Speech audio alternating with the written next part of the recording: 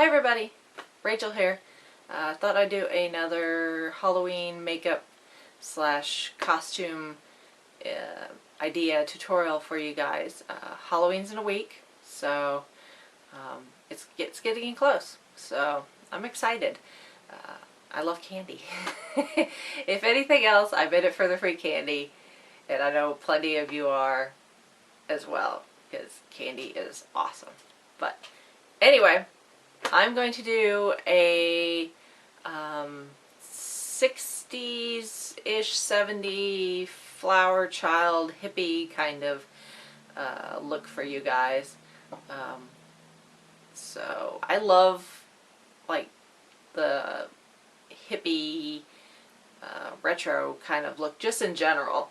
I like the colors and the patterns and the textures and stuff. And anyway, I'm gonna stop blabbling and let's get into the makeup look. So I've already done one eye, and as you can see, it's a gold and copper and green color palette. Very earthy, yet it's a little funky. Probably not two colors that normally you would think to put together, copper and green, but I kind of like it. So let's get to it. Alright, so first I'm going to prime my eye using Boing by Benefit, and I use this quite often for my eyelid primer. It's just really smooth and creamy and gives you a nice base, and there's no shimmer or anything to it. So it just gives you a nice flat canvas to put your eyeshadow on. And before I put the eyeshadow on, I'm going to go ahead and put on my eyeliner. And I'm just using the Wet n Wild Mega Last retractable eyeliner, and this is in dark brown. Instead of using black, I think the brown would be a little softer. Excuse me. You see, it's just the dark brown.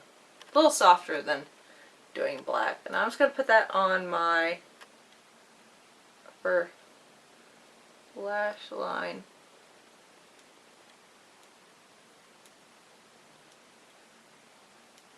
Close to the eyelashes as possible.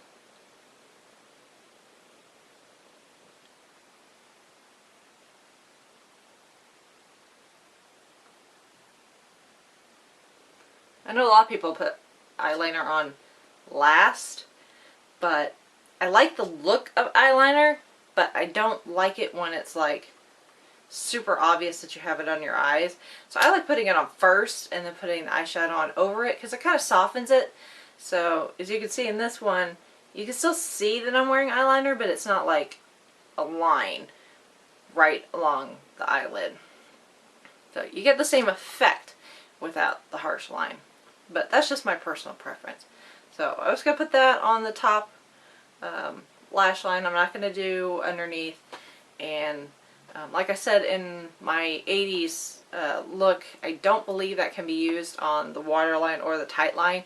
So if that's something you want to do, you'll have to find a different eyeliner. And I don't have any recommendations, unfortunately. So let's get on to eyeshadow. And I'm going to be using my 100 color palette from e.l.f. I love this thing. So handy. Although it doesn't travel well, but for home, it's certainly helpful. So I'm going to take this light orange coppery color, this one right here, and using my flat eyeshadow brush from e.l.f. I'm just going to pick that up on the brush, tip off the excess, and we're going to put this all over the eyelid, all the way up to the eyebrow. You just want to tap it on, don't smudge. And then using the same brush, we're going to go 2 colors down. This is the color we just did, so we're going to go 1, 2 to the slightly darker shade. Pick it up with the same brush. Tip off the excess.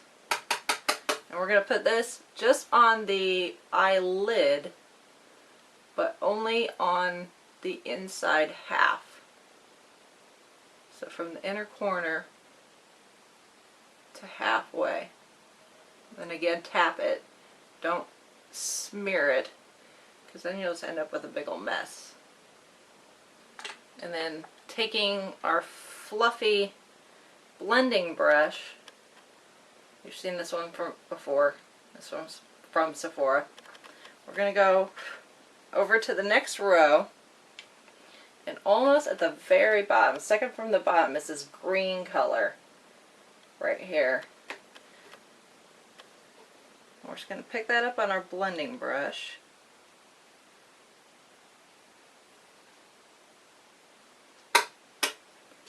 And starting on the outside, we're just going to kind of start at the outside corner and push in to halfway. Just blending it in. You want to meet that darker coppery color to the point where there's kind of meet in the middle and kind of blend together.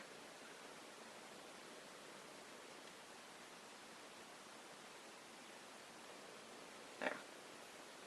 Just like that. And that is actually it for the eyes. I'm not going to put any mascara on. You can if you want. For this particular look, I don't really want to put any on. But that's just me. Again, personal preference. And then to finish the face, instead of blush, we're going to use bronzer. And then this is the e.l.f. Healthy Glow Bronzing Powder in Sun-Kissed. And this is just a nice bronzer. It's not too dark, but it's got some shimmer to it, so it'll pick up some light. And so I'm going to take my bronzer brush. This is number 44 from Sephora. It's kind of like a kabuki brush, but with a longer handle, but it's that short, stocky bristles. I'm just going to pick that up, tip off the excess.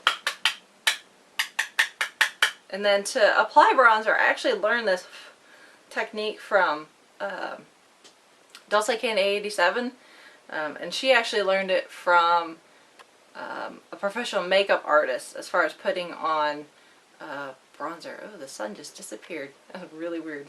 That's what I get for using a south-facing window. But instead of just going along the cheeks and kind of going up, go in a W pattern. Here, I'll show you. Start at one corner and go across the nose. And kind of go up. Just like that. Like if you were going to be drawing a W on your face.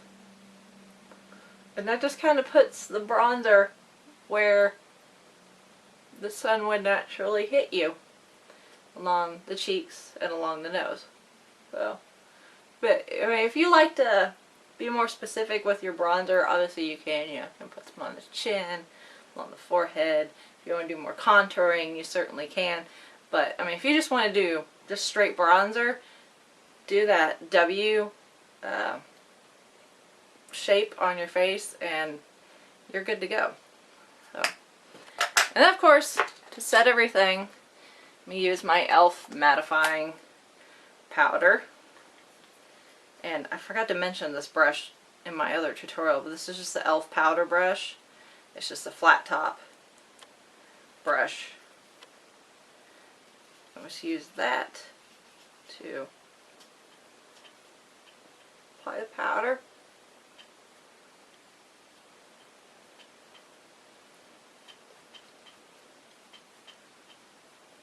Just to set the foundation.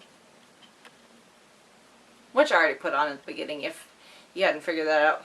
I always put foundation on first before I do these tutorials, just to save time, because Yeah, unless you guys want to see me apply my foundation, I can do a foundation video if you want, if that's something you want to see. But every time I do, you know, look, I'm not going to waste time showing you me putting on my foundation. So, anyway, and then to finish it off, I'm just going to put on some lip gloss. We're not going to do heavy lips of any sort. I want this to be very earthy and peace and flower child-ish, so we want to do just a light lip, just a little color with a little gloss. So I'm going to use this e.l.f.